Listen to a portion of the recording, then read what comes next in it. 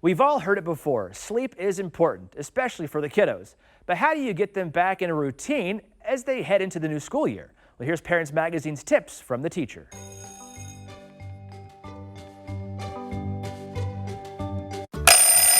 No more snoozing that alarm. Summer is over and it's time to go back to school.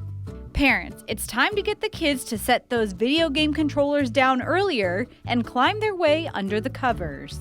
All summer long, you've been hanging out with your friends, you've been taking a lot of time, probably staying up late, playing some video games. Kids want to put it off until the last minute, but teachers suggest getting back in a routine sooner rather than later. Studies are showing that sleep deprivation is a huge factor in behaviors. So if you want your kids' behavior to be on point for the beginning of school, get them their sleep. Make sure they're getting enough at night and on the right schedule. Going to bed is a big part of getting in a routine, but getting out of bed comes next.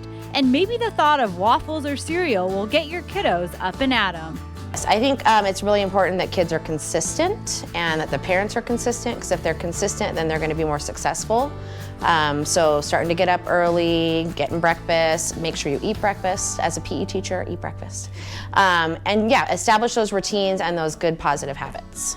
Consistency will pay off. According to Parents Magazine, studies have shown that sleep loss during the week cannot effectively be made up for by sleeping in on the weekend. So let's take a look at how much sleep is the right amount of sleep for school-aged children every 24 hours. Children aged 3 to 5 should sleep 10 to 13 hours with naps included. Children aged 6 to 12 should sleep 9 to 12 hours. And teenagers from 13 to 18 years old should sleep 8 to 10 hours. Another key factor in getting back to a steady routine is preparing your student's mind for the academics that are about to come. I'm not saying start doing workbooks or anything like that, but definitely making sure if they're not reading now, start reading. Getting things like that where you can actually get a little bit more focused in on getting comfortable with it, so there's not a shock when you go back and go, oh my goodness, I have to start learning again. Between homework and after-school activities, bedtimes tend to get pushed back, but catching those Z's is extremely important. Parents Magazine has more great tips in the back-to-school issue that's available now. On tomorrow's show, more tips from teachers. This one is all about handling the first day of kindergarten.